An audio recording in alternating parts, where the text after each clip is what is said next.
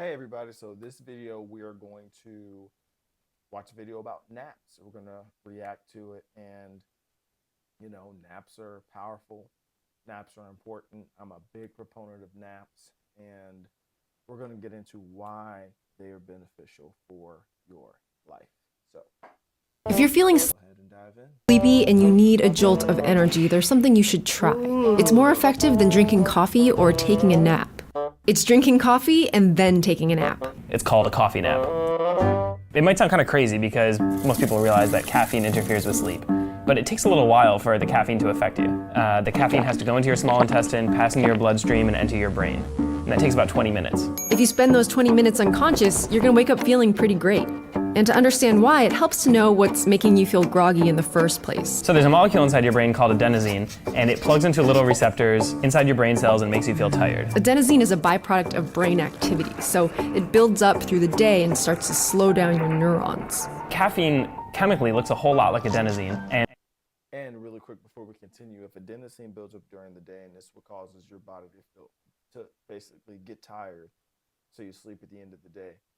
If you're waking up during a day and adenosine is already in your brain, it's probably because you didn't get enough sleep. So you didn't get enough rest for the adenosine to be emptied from your brain. So overall, the main thing you need is sleep. So now you have to find a way to balance your to-do schedule with getting sleep. So anyway, let's keep going. when you ingest caffeine and it enters your brain, it blocks adenosine from fitting into those receptors.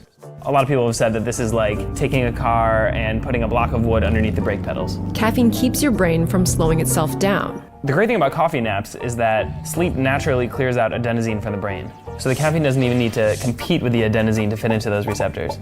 So what's the evidence that this really works? There's not a huge body of work, but there are a few different studies.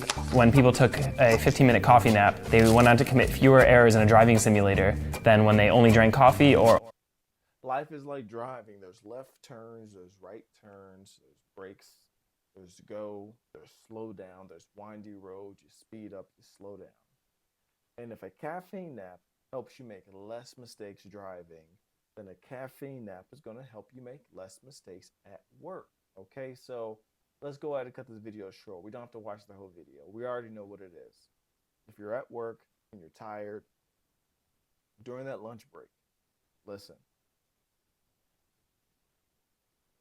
Take some coffee. What I like to do is a caffeine pill that's like 50 or 100 milligrams. And then I'll literally get a whole bunch of water, pop that, go in my car, lay the seat back, close my eyes. Maybe even bring a little blanket. I promise you, when you wake up after that 20-minute nap and you have that caffeine, you will be ready to kill the rest of the day. It's so fire. Then you can have more caffeine when you wake up, as long as you don't go over the, a specific amount. I'd say, I don't know, don't go over 300 a day on average milligrams of caffeine.